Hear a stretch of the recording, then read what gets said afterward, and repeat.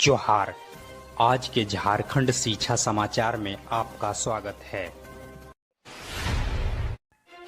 आज की पहली खबर के साथ झारखंड एकेडमिक काउंसिल यानी जे कराची के द्वारा कक्षा 10वीं की बोर्ड परीक्षा को लेकर और 2 मॉडल प्रश्न पत्र सेट जारी किया जाएगा। बोर्ड के द्वारा अब तक केवल 3 मॉडल प्रश्न पत्र ही जारी किया गया है, जबकि बोर्ड के द्वारा कुल 5 मॉडल प्रश्न पत्र सेट जारी किए जाने की योजना है। शेष 2 मॉडल प्रश्न पत्र 20 अप्रैल तक जारी किया जाएगा। इसके साथ ही परीक्षार्थियों का मॉक टेस्ट भी लिया जाएगा। बोर्ड के द्वारा मॉक टेस्ट का प्रश्न पत्र स्कूलों को ऑनलाइन उपलब्ध कराया जाएगा। बताते चलें कि मैट्रिक की बोर्ड परीक्षा 4 मई से शुरू होने जा रही है। इधर राज्य के बोकारो स्टील प्लांट में कई पदों पर भर्ती को लेकर नोटिफिकेशन जारी किया गया है। राज्य के इच्छुक उम्मीदवार इसके लिए अपनी योग्यता के अनुसार से ऑनलाइन आवेदन कर सकते हैं। नोटिफिकेशन के अनुसार से बोकारो स्टील प्लांट में चिकित्सा पदाधिकारी यानी एमओ की कुल 13 पदों पर भर्ती को लेकर अभ्यर्थियों से आवेदन आमंत्रित किए गए हैं। अभ्यर्थी 28 अप्रैल 2021 तक ऑनलाइन आवेदन प्रक्रिया को संपन्न कर सकते हैं। इसके साथ ही बताते चलें कि इन पदों पर आवेदन के लिए अभ्यर्थियों की आयु की सीमा 34 वर्ष से अधिक नहीं होनी चाहिए। आयु की गणना 28 अप्रैल 2021 के आलोक पर किया जाएगा। इधर केंद्रीय माध्यमिक शिक्षा बोर्ड यानी सीबीएसई के द्वारा कक्षा 10वीं और 12वीं की बोर्ड परीक्षा 4 मई से शुरू होगी। परीक्षा को लेकर अब केवल 21 दिन ही शेष बचे हैं। अंतिम समय में परीक्षार्थियों को फाइनल रिवीजन को लेकर बोर्ड के द्वारा फाइनल रिवीजन बुक जारी किया गया है। इसे विद्यार्थी सीबीएसई के आधिकारिक वेबसाइट से डाउनलोड कर सकते हैं। पीडीएफ फॉर्मेट में उपलब्ध इस किताब में बोर्ड परीक्षार्थियों के लिए प्रत्येक विषय के मुख्य चैप्टर को शामिल किया गया है। इसके साथ ही महत्वपूर्ण परीक्षा बिंदुओं को उदाहरण के साथ समझाया गया है।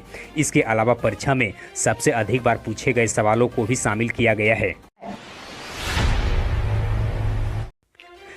इधर झारखंड लोक सेवा आयोग यानी जेपीएससी के द्वारा कुल 166 वेटनरी डॉक्टर की नियुक्ति के लिए 16 अप्रैल तक ऑनलाइन आवेदन मांगे गए हैं, जबकि वहीं विलंब शुल्क के साथ 17 अप्रैल तक ऑनलाइन आवेदन किया जा सकता है।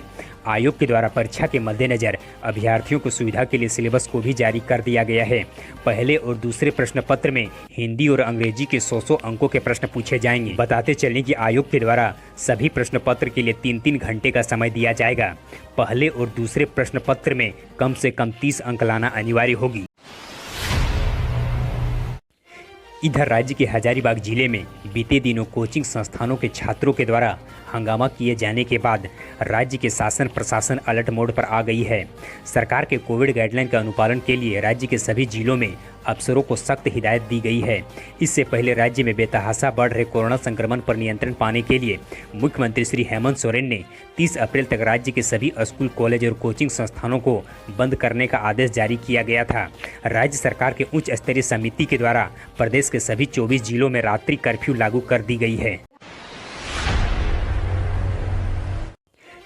इधर झारखंड लोक सेवा आयोग यानी जेपीएससी के द्वारा संचालित राज्य के नगर विकास और आवास विभाग में कुल 63 असिस्टेंट इंजीनियर की नियुक्ति के लिए 3 दिनों से चल आ रही परीक्षा रविवार को समाप्त हो गई है। इस परीक्षा में कुल 8,300 अभ्यर्थियों के एडमिट कार्ड जारी किया गया था, लेकिन अंतिम रूप से केवल 2,400 अभ्यर्थी ही परीक्षा में शामिल हो सकें, जबकि 5,900 अभ्यर्थी परीक्षा में अनुपस्थित रहे। बताते चलें कि परीक्षा 9 अप्रैल से लेकर 11 अप्रैल तक राजधानी रांची के कुल 25 परीक्षा केंद्रों में संचालित की गई है। इधर राज्य के सभी सरकारी विद्यालयों के बच्चों को एक बार फिर दूरदर्शन पर कक्षाएं शुरू की जाएगी। राज्य के स्कूली शिक्षा और साक्षरता विभाग के द्वारा इसकी तैयारी शुरू की जा रही है। इस संबंध में जल्द ही दूरदर्शन के अधिकारियों के साथ बातचीत किया जाएगा।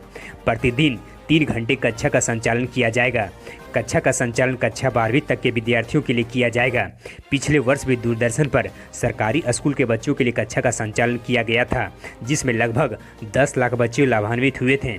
स्कूल बंद होने के बाद झारखंड शिक्षा परियोजना के द्वारा इस वर्ष भी बच्चों को ऑनलाइन लर्निंग मटेरियल भेजने की प्रक्रिया की शुरुआत कर दी गई है। इधर कांग्रेस के नेता श्री राहुल गांधी ने कोरोना के बढ़ते संक्रमण को देखते हुए सीबीएसई परीक्षाएं कराने के फैसले पर अपना चिंता व्यक्त की है।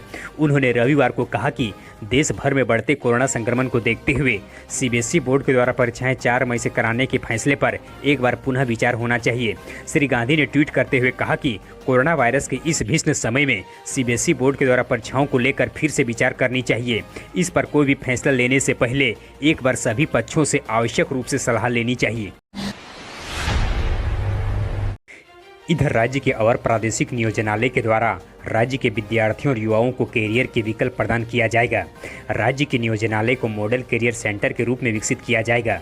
इससे राज्य के विद्यार्थियों और युवाओं को लाभ मिल सकेगी। इसके माध्यम से वे अपने कैरियर की दिशा प्रदान कर सकेंगे। राज्य के प्रादेशिक नियोजनालय काउंसलर का चयन करेंगे। जिला नियोजन पदाधिकारी, काउंसलर और नियोजनालय के टीम के सदस्य जिले के विभिन्न +2 स्तर के विद्यालय व इंटर डिग्री कॉलेज जाएंगे, जहां विद्यार्थियों को कैरियर के विकल्प के बारे में जानकारी दी जाएगी।